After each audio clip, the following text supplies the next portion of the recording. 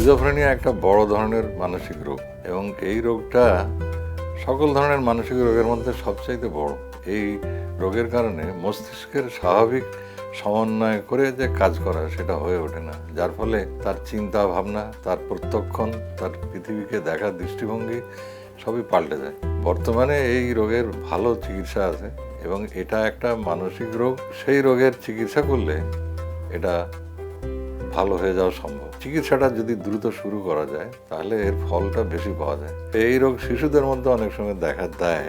বেশিরভাগ লোকজন আমাদের মনে করেন যে এটা একটা রোগ নয় এবং হয়তোবা কোনো অশরীরী কিছু ধরেছে, এরকম চিন্তা ভাবনা করে তাকে অপচিকিৎসা করেন এবং অপচিকিৎসার শিকার হয়ে আশানুরূপ ফল হয় না। তারপরেও চিকিৎসা শুরু করলেই কিন্তু কিছু ফল পাওয়া যায়।